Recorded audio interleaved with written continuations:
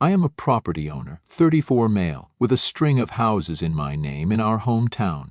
This has been due to years of hard work, careful investments, and sacrifices made along the way. Just to give context, I come from a modest family. My parents were both blue-collar workers and labored tirelessly to provide a comfortable life for me and my siblings. They always dreamed of owning their own house one day, but it was beyond their reach. It was their upbringing that ignited my ambition and fueled my determination to build a better life for myself and my family one day. I met my wife during our college years. My wife shared similar experiences in her family. Raised by a single mother who worked multiple jobs to make ends meet, she learned the significance of financial prudence and resourcefulness.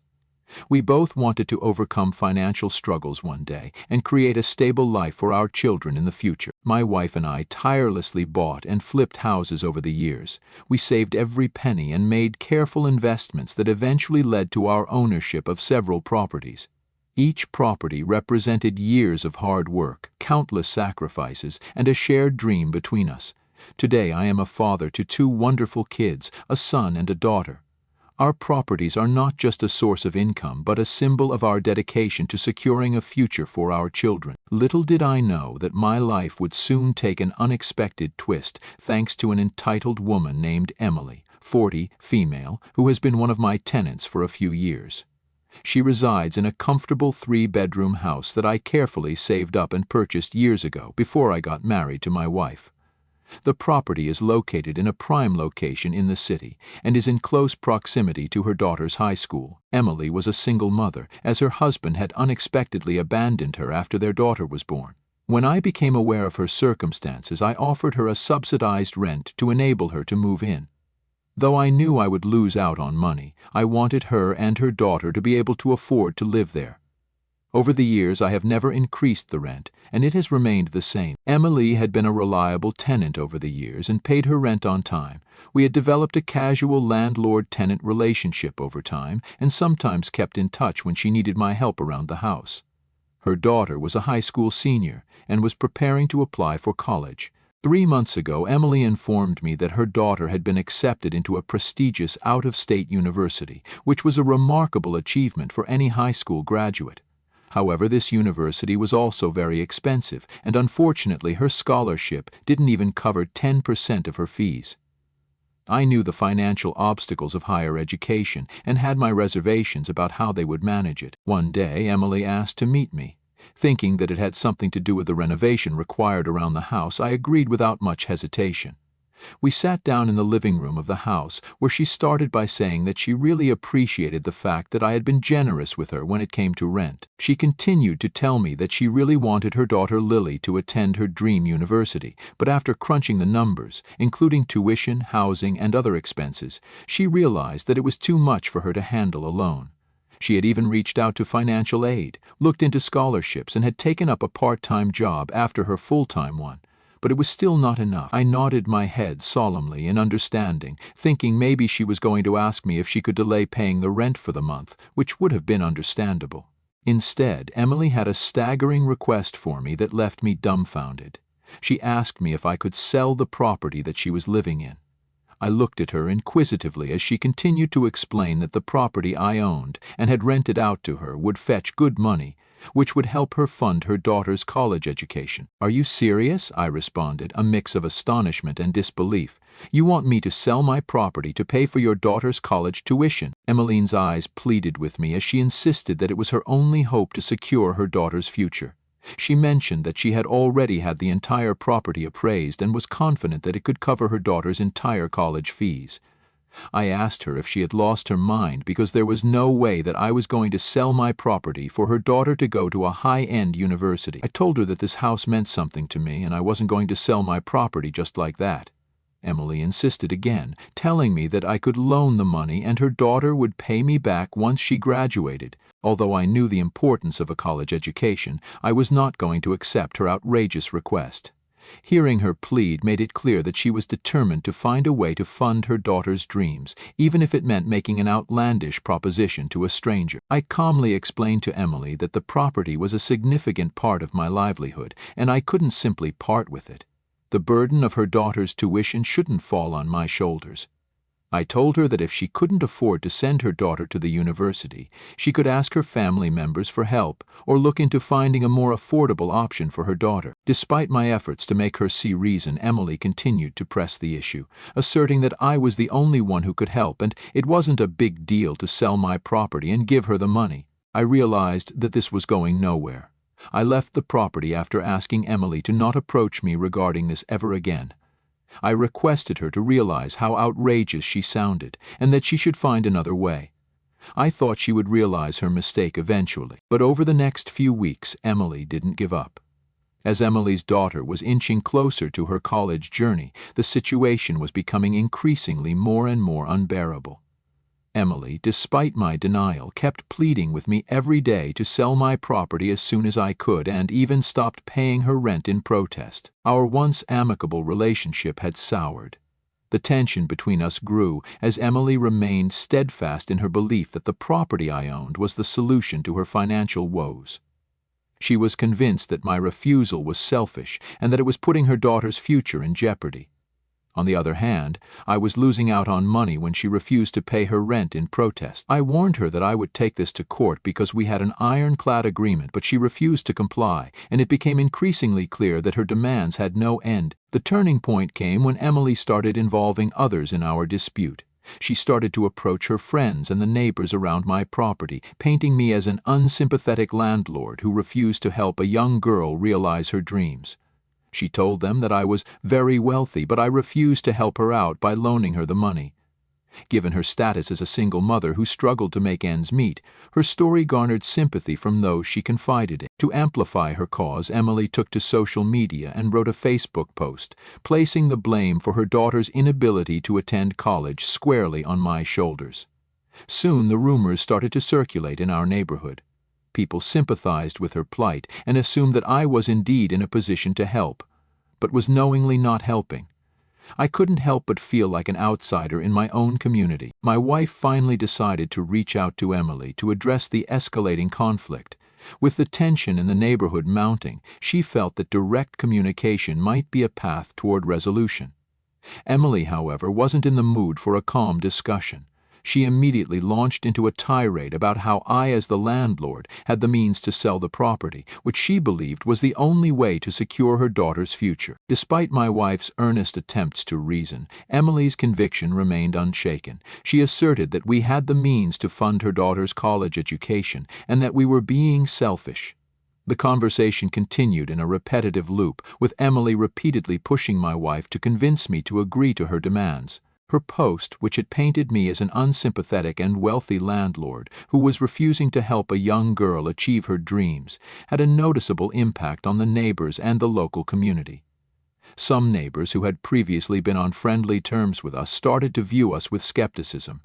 They began to believe that I indeed had the means to alleviate her daughter's financial burdens, but that I was knowingly refusing to do so out of selfishness. Others, who were aware of my upbringing, hard work, and the reality of my situation, shared my perspective and were just as appalled by Emily's audacious demand for me to foot the bill. They reminded me that I needed to protect my property and maintain the hard-earned legacy I had built. The community became more and more divided every day, with some sympathy being directed toward Emily. Despite the mounting pressure, I stood my ground, resolute in my decision to protect my property. I had invested years of hard work and sacrifice to secure it, and it was not something I was going to part with simply. Meanwhile, Emily continued to fuel the flames, accusing me of lacking empathy and exploiting living in my property rent-free. Her social media posts became increasingly vocal, sharing stories of her daughter's determination and the countless sacrifices she had made to prepare for college. As a result, the debate escalated from a private disagreement to a public discourse. The weight of the allegations started affecting my family also. My kids began to experience bullying at school, with their classmates parroting the false claims they had heard from social media about me. It was heartbreaking to witness the distress this situation caused them. It was then that I decided that it was time to take action. I had kept quiet, thinking that Emily would eventually stop, but now that my children were being affected, it was time to set the record straight and defend my integrity. I reached out to a lawyer who specialized in property disputes and tenant-landlord conflicts. We immediately drafted a cease and desist letter to put an end to Emily's defamatory actions and protect my standing within the community. My lawyer informed me that the cease and desist letter was the first step in our legal battle, and if Emily didn't back down, we would take it all the way to court. When Emily received the letter, she was understandably surprised. She attempted to reach out to me by phone, but I chose not to answer her calls. So she sent me a text message expressing her desire to talk to me and clear this out before things could go too far. She told me that this was all just a huge misunderstanding and that she and I could talk this out. I replied back stating my intention to take her to court. I told her to brace herself and enjoy it because she was going to regret ever trying to mess with me. I know this is going to be an uphill fight because this woman has been relentless in insisting that I should pay her daughter's tuition and ruining our family reputation both in the community as well as online. My lawyer is currently preparing for the case, in case it goes to trial when she doesn't back down, outlining all the false accusations and the harm she has caused us in the last few months. When some of my relatives found out that I was taking her to court, they suggested that I should give her a chance to sort out the issue since she is a single mother and is trying to do what is best for her child. So, Reddit, am I the a-hole for refusing to sell my property to pay the entitled mother her daughter's college fees, and instead dragging her to court? Update 1. Emily has responded to our legal action with a letter of her own, filled with threats and more defamation. She has accused me of charging a high rent despite knowing her financial situation, which, according to her, made it impossible for her to save up for her daughter's education. I can't believe how far she is going to stoop down and lie just to get what she wants. Her accusations are baseless, and it is frustrating to see her play the victim card when I had already provided her with subsidized rent. It is clear she is trying to manipulate the situation in her favor, and I am not about to let that happen. It is clear that Emily is not going to back down without a fight. My lawyer, Matthew, has assured me that we have a strong case as her accusations are baseless, but has asked me to be prepared as the legal process is going to be long and draining. I can't help but think about how this situation has escalated so quickly. It was never my intention to end up in a courtroom, especially with someone who had been a tenant on my property, but sometimes you have to stand your ground and protect what's rightfully yours. Emily might have her reasons, but I can't allow her to pressure me into selling my property. My family's future is at stake, and I am determined to see this through, no matter how challenging it would be. I will update you next when the legal proceedings begin. Update 2. Since my last update, the legal proceedings have officially begun. The anticipation leading up to the court date had been excruciating, and the courtroom was charged with tension as both parties presented their arguments and evidence. Emily, flanked by her attorney, portrayed herself as a struggling mother determined to secure her daughter's future. Her attorney painted a vivid picture of financial hardships, emphasizing how my property had been the last lifeline for her daughter's dreams of attending the prestigious out-of-state university. Emily's testimony was laced with emotion, her eyes welling up with tears as she described the sacrifices she had made as a single mother, the long hours she worked, and her unwavering commitment to her daughter's success. She talked about her relentless job searches and numerous applications for scholarships and financial aid, painting herself as a mother who had left no stone unturned. Throughout the proceedings, Emily's attorney relentlessly painted me as a wealthy, unsympathetic landlord who prioritized profits over a young girl's dreams by charging her with high rent. They implied that I had been aware of Emily's financial struggles yet continued to exploit her situation. But the most astonishing twist in the story came when Emily introduced a witness who was a family friend. We were shocked when this friend claimed to have witnessed a conversation between Emily and me where I allegedly promised to sell the property to finance her daughter's college education. I sat in disbelief as this blatant falsehood was presented in the courtroom. My attorney Matthew vehemently challenged this claim, asserting that no such conversation had ever taken place.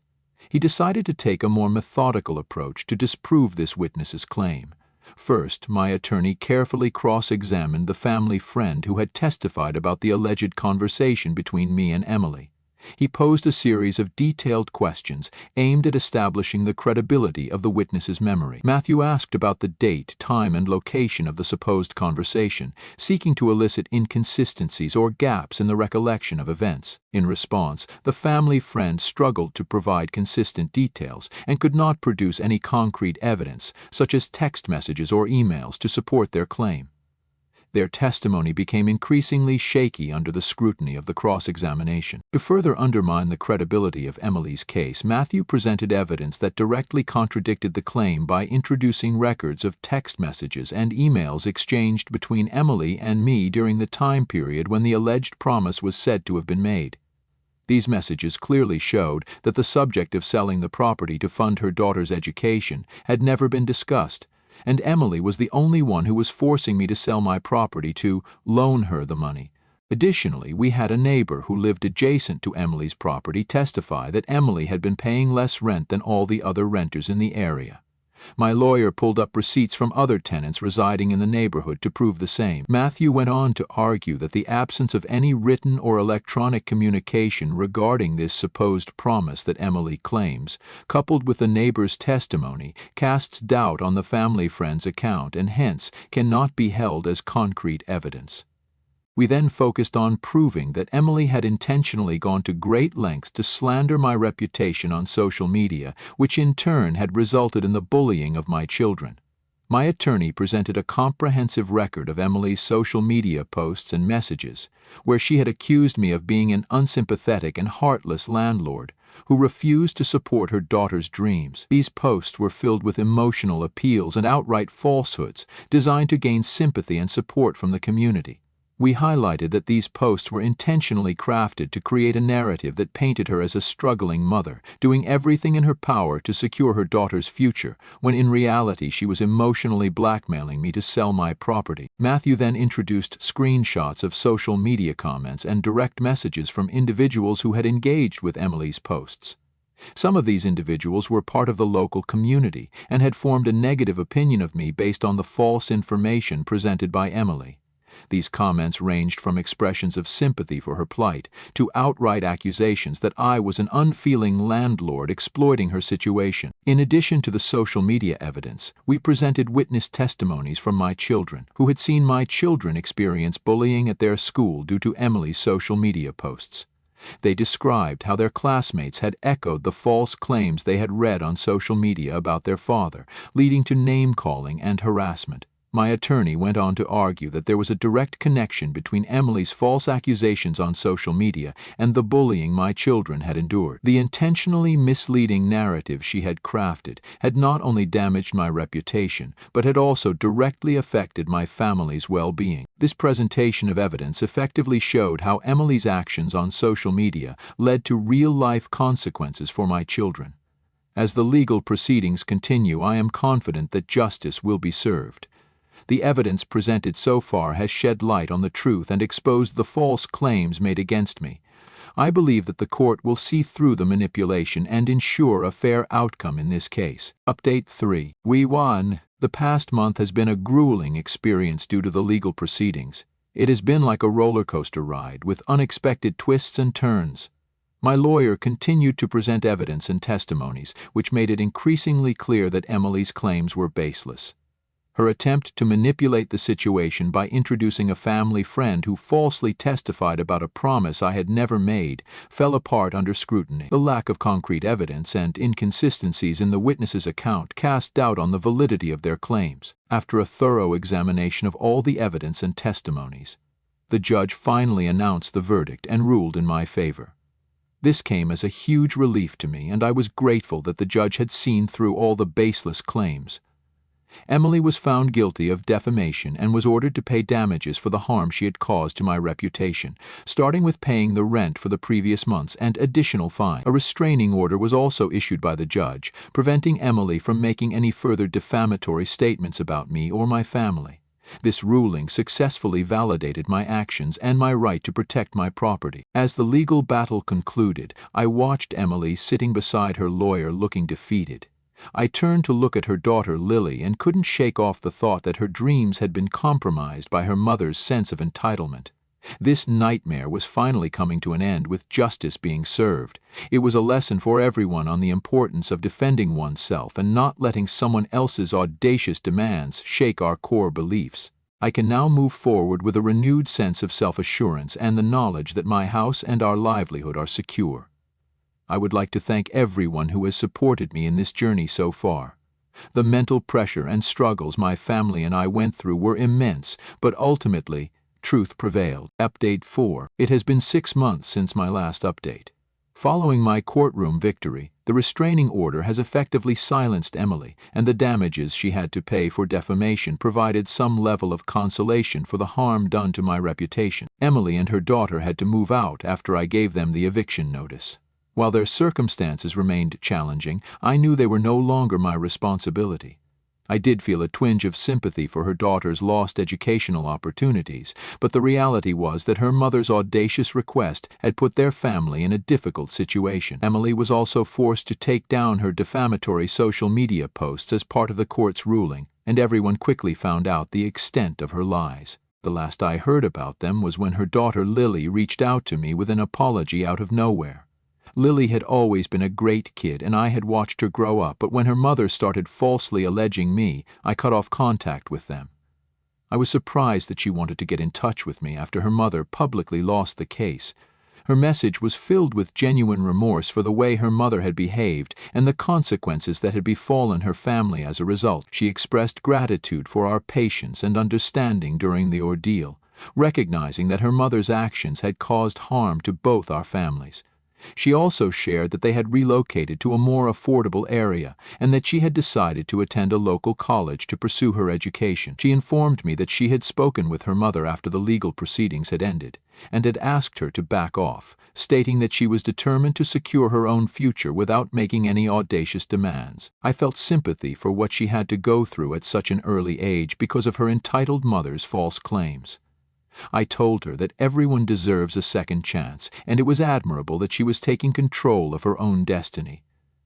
I wished her the best of luck with her studies and assured her that the past was behind us. Now that Emily and her daughter no longer live on my property, our life has settled into a new normal. The weight of the false accusations and the bullying our children faced earlier has been lifted. We took action by reaching out to our children's school and addressing the bullying they had gone through.